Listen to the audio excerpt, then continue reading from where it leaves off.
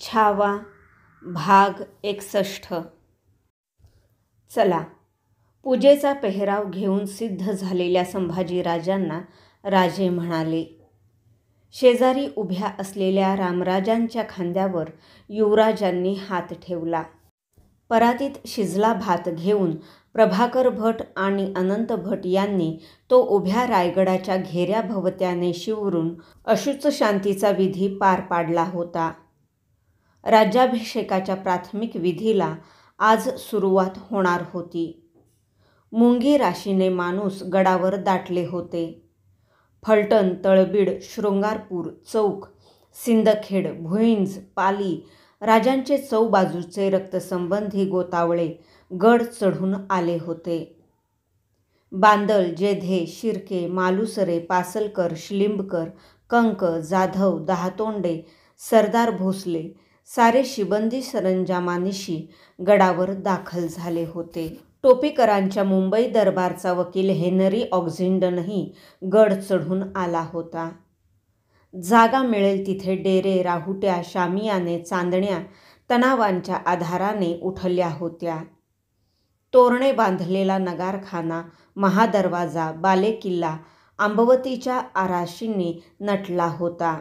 ठिकठिकाणी झाडांच्या घेरांखाली जांभळीचे ठाळे टाकलेले मुदपाकी मंडप उठले होते.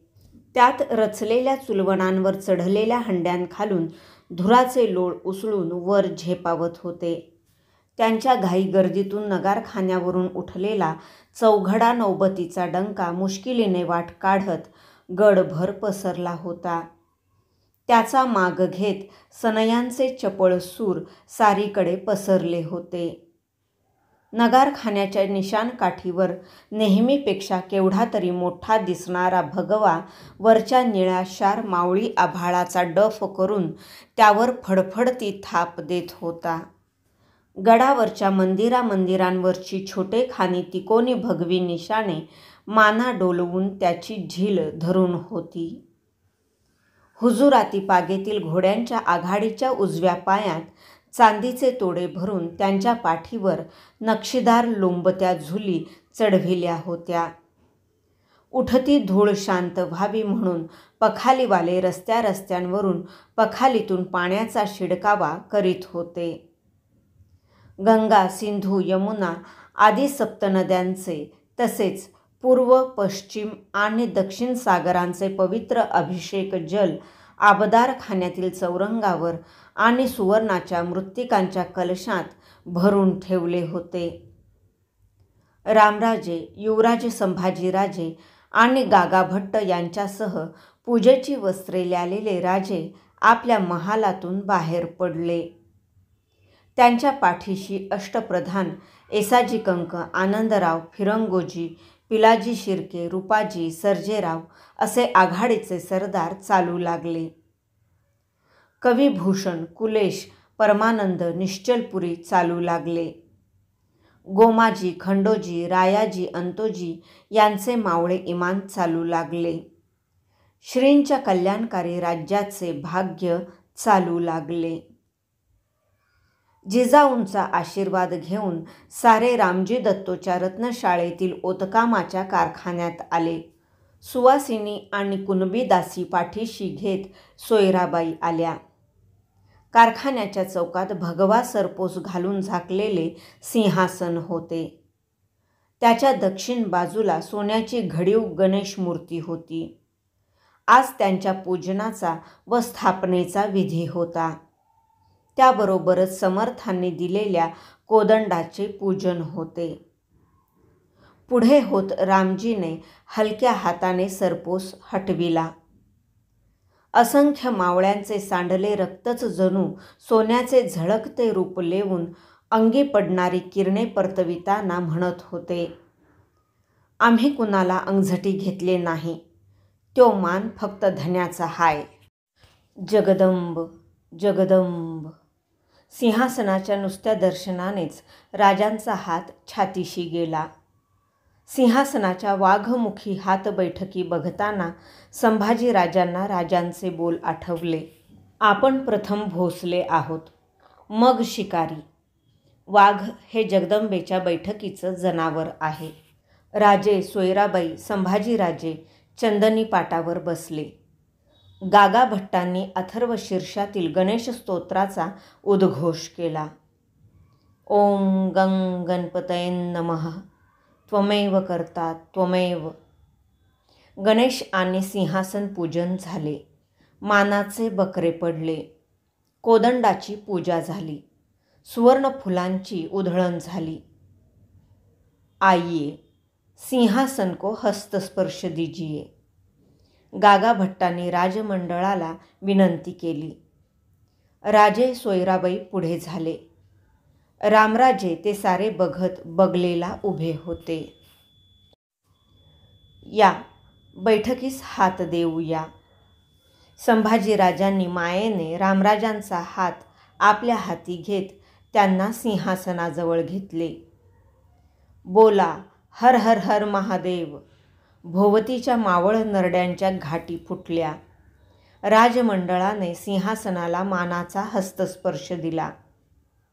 हंबीरराव, आनंदराव, मोरोपंत, अण्णाजी, रामचंद्रपंत, येसाजी सारे पुढे झाले.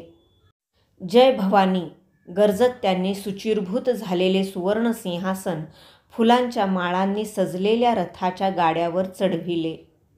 त्या गाड्याला सजलेले 5 पांढरे शुभ्र घोडे जोडण्यात आले होते. राजांनी झुकून गणेशाची सुवर्ण मूर्ती उचलली आणि छातीजवळ कवड्यांच्या माळेवर धरली. संभाजीराजांनी कोदंड उचलला. रणहलग्यांच्या रोमांचक काठ्या तडतडल्या. लेझिम तोड्यांनी लय पकडली. छळ खन्न खन्न छळ. उखळी बंदुकांचे बार दणाणले. शिस्त धरलेल्या हुजुराती फौजेच्या धारकऱ्यांच्या हातातील पाती उन्हात झगमगू लागली. गुलालाच्या मुठी उधळल्या. फुलांच्या ओंजळी उसळल्या. शिंगे ललकारली. चालले. मानाचे सिंहासन मराठ्यांच्या मसनदीकडे मरातबाने चालले. रत्नशाळेकडून दरबारी चौकाकडे चालले. जिजाऊंनी मनी जागविलेले तुळजाई स्वप्न जिवंत होऊन चालू लागले. जंग मैदानावर घाई गर्दी करून धारातीर्थी देह ठेवताना राजासनी आमचा जुहार दंडवत सांगा म्हणणाऱ्या कैक आकाशवीरांचे सार्थक चालले. समर्थांचे आनंदवन भुवन चालले. असंख्य मायमाऊलींचे कुंकुबळ चालले. हिंदूंच्या शतकानुशतके गाडल्या गेलेल्या आशांचे ऐरावती बळ चालले. श्रींचे कल्याणकारी राज्य चालले. सिंहासनाच्या गाड्याची पिछाडी धरून गणेशमूर्ती हाती घेतलेले राजे, पंचारती घेतलेल्या सोयराबाई, समर्थांचा कोदंड घेतलेले संभाजीराजे आणि त्यांचे बोट हातात धरलेले रामराजे असे सारे त्या सिंहासनाशी रक्ताने बांधील असलेले राजमंडळ चालले. वाजत गाजत नगारखान्याच्या दरवाजाने रथगाडा दरबार चौकात आला. सिंहासनाच्या चौथऱ्याची सारी मखरे सुवर्णात घडली होती. अष्टखांब, मेघडंबरी, मत्स्य मोर्चेल, न्यायतुला असा देखणा साज झळकत होता. त्या चौथऱ्याची मधली जागा या खाशा सिंहासनासाठी मोकळी राखण्यात आली होती. राजांनी गणेशमूर्ती संभाजीराजांच्या हाती दिली. रथगाडा चौथऱ्याजवळ आला. गागा भट्ट राजमंडळासह चौथऱ्यावर चढले. हत्तीच्या पायाखालच्या शुभमृत्तिकेने भरलेले तबक घेऊन प्रभाकर भट चौथरा चढले. सुवर्णी खिळा ठेवलेला तबक घेऊन रामजी दत्तो चौथरा चढले. चौथऱ्यावर शिडी चढविण्यात आली. रामजींच्या हातातील तबकातून गागा भट्टांनी सुवर्णी खिळा उचलला. मंत्रोच्चार करीत त्यांनी तो निरखला आणि राजांच्या हाती दिला. राजे खिळा घेऊन शिडीजवळ आले. हंबीरराव, येसाजी, आनंदराव यांनी शिडी तोलून धरली. कोढता आणि खिळा घेतलेले राजे शिडीच्या पायऱ्या मागे टाकीत मेघडंबरीच्या थेट छताला भिडले. साऱ्या माना वर उचलल्या गेल्या. हातीचा सुवर्णी खिळा राजांनी मेघडंबरीच्या छताला रोखलेल्या छिद्रात ठोकला. सुवर्णमेघ बसली. राजे खाली आले. शिडी हटली. हस्तिमृत्तिका प्रदान करण्याचा विधी सुरू झाला. मंत्राचा घोष उठू लागला. गागा भट्टांनी प्रभाकर भटांच्या हातातील हत्तीच्या पायाखालच्या मृत्तिकेने भरलेले तबक आपल्या हाती घेतले. मुठीने त्यातील माती राजांच्या ओंजळीत सोडली. चौथऱ्यावर मोकळ्या राखलेल्या सिंहासनाखाली येणाऱ्या चौकात ती शिवरून टाकण्याची इशारत केली. राजांनी मृत्तिकेची ओंजळ चौकात शिवरली. सोयराबाई पुढे झाल्या.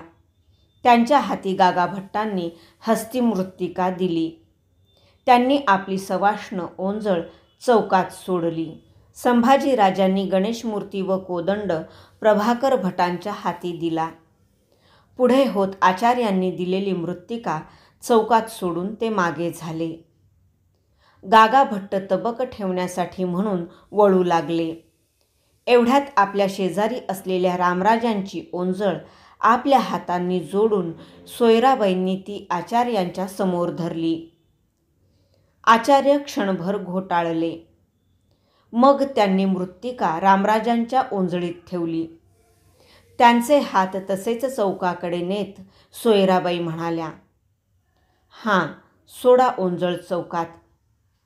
हत्तीच्या पायांखाली रगडलेली माती पडू लागली. सिंहासन चौथऱ्याच्या बैठक चौकात. अभिषेकपूर्व विधींना सुरुवात करण्यापूर्वी सोयराबाई आणि संभाजीराजांना घेऊन राजे जिजाऊंच्या महाली आले. फलाहार आणि दुग्धपान असे व्रत पाळल्यामुळे त्या तिघांच्याही डोळ्यात तेज उतरले होते. आपल्या महाली मध्यभागी गिरद्यालोडांची बैठक टाकून जिजाऊ साहेब बसल्या होत्या. गेले 15 दिवस त्यांचा तकवा नव्हता. तरी आल्या गेल्या माणसांची आस्थेनं विचारपूस करीत अशाच बसल्या होत्या. राजे संभाजीराजांना बघून त्या बैठकीवरून उठण्याच्या खटपटीला पडल्या. ते बघून पुढे झेपावलेल्या संभाजीराजांनी त्यांना बळेच बसते केले. राजे युवराज जोडीने त्यांना नमस्कार करण्यासाठी वाकले. बसल्या बैठकीवरून जिजाऊंनी त्या दोघांचे मुखडे छातीशी बिलगते घेतले.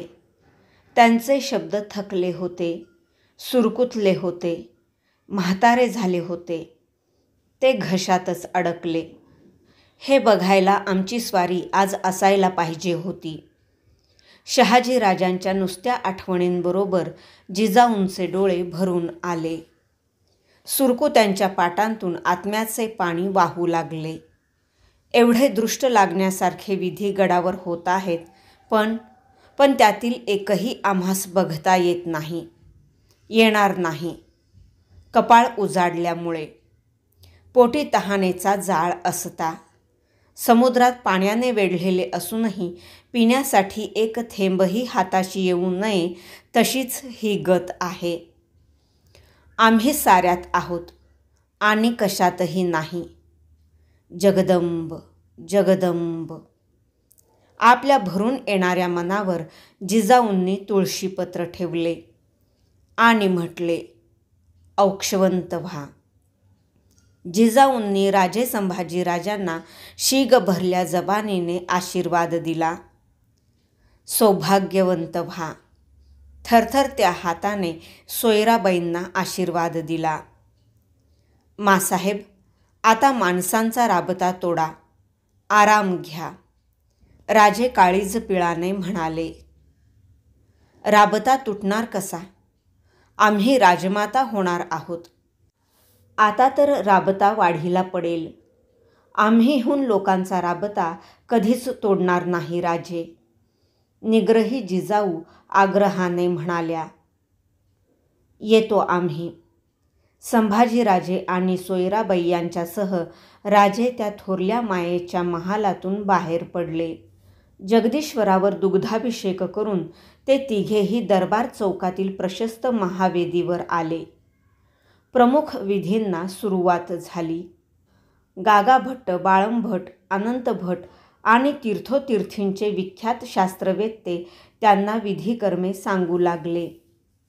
स्वस्ती वाचन, ऋत्विज पूजन, वसोद्वार पूजन, मातृका पूजन, दुर्ग पूजन, नांदी श्राद्ध, नारायण पूजन, आज्या होम एकेका विधीचा तपशिलांनिशी सांगता होऊ लागली.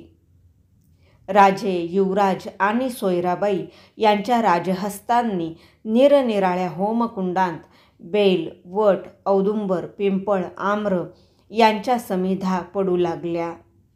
दूध, तूप, दही, मध यांचे हवन होऊ लागले. या विधींतील सर्वात मौजेचा विधी आला, राजांच्या मौजीबंधनाचा. त्यासाठी राजे चंदनी पाटावर बैतेदार न्हाव्यासमोर बसले, डुईवर संजाब कोरून घेण्यासाठी. बलदंड राजे बटू झाले. राणीवसा, कन्यावसा असताना, फर्जंद सूनबाई असताना राजांचे सविध मौजीबंधन झाले. छातीवर यज्ञोपवीत चढले. अवघ्या मुलुखाला नवा जन्म देणारे राजे द्विज झाले.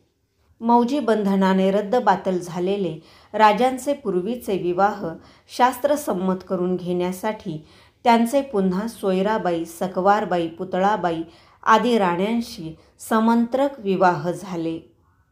राजाने गागाभट्टांना मनची एक इच्छा बोलून दाखविली. आम्ही सूर्यवंशी करिता आम्हा सवितृमंत्राचे पुनश्चरण द्यावे. गागाभट्टांना ती पटली. सवितृ होमासाठी यज्ञकुंड सज्ज करण्यात आला. हा होम स्त्रियांना लाभत नसल्याने या विधीतून सोयराबाईंना वगळण्यात आले. उगवतीला पुढा करून राजे आणि संभाजीराजे यज्ञकुंडाजवळ बसले. त्यांच्या भोसलाई हातांनी त्यांचे आदिदैवत सूर्यनारायणाच्या नावे कुंडात चंपक, चंदन, बिल्वकाष्ठांच्या समिधा पडू लागल्या. हवन उरकून ते दोघेही सूर्यवंशी पितापुत्र उभे ठाकले. गंगा, सिंधू, जमुना आदी सप्तनद्यांचे जल त्यांच्या ओंजळीतून अर्ध्य म्हणून मावळी सूर्याला अर्पण होऊ लागले.